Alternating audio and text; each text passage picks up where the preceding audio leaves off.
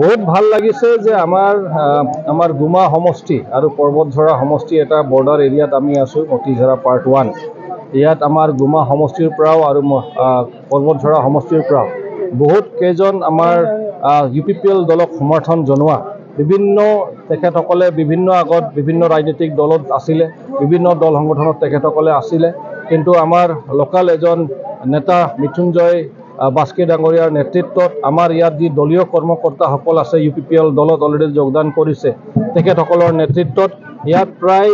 214 জনমান তেখেতসকলে আজি ইয়াত যোগদান কাৰ্যসূচীত আজি ইয়াত উপস্থিত হৈছে আৰু ৰাইজেও উপস্থিত হৈছে আৰু ইয়াত বিশেষ মেনশ্যন কৰিব লাগিব যে ইয়াত BPF দলৰ যি আমাৰ সান্তাল সেল আছিল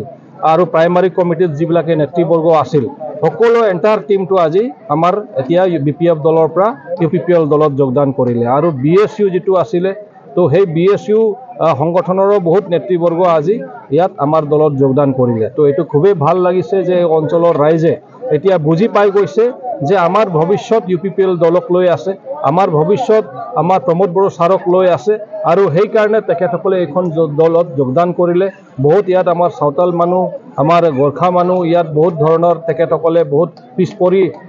মানে থাকিছিল বহুত ধৰণৰ ইয়াত আমি যদি এৰিয়াটো চাওঁ বাৰ্ডবিলাক চাওঁ এতিয়াও পিছপৰি আছে তো 17 বছৰত যিটো BPF-এ নিজৰ এটা সুযোগ পালে এই ৰাইজক সেৱা আগবঢ়াবলৈ তো 17 বছৰত তেখেতসকলে কৰা নাই কিন্তু এতিয়াহে কৈ আছে আমি কৰিম বুলি তো 17 বছৰত যিটো নকৰিলে এইটো কেনেকৈ বিশ্বাস কৰিব যে এতিয়া হ'ব বুলি কিন্তু আমাৰ চৰকাৰ অহাৰ পিছত আমি এতিয়া ডিংডিঙা পৰা আৰম্ভ কৰি প্ৰায় শান্তিপুৰ বজাৰ পাৰ হোৱালৈকে আমি এটা ৰাস্তা ধৰি দিছোঁ এইটো ধুনীয়া হ'ব এতিয়া লাহেকৈ প্ৰায় সমান হৈ গ'ল এতিয়া বাকী কামখিনি বাকী আছে এতিয়া ইফালে আহি চালোঁ যে আমাৰ প্ৰায়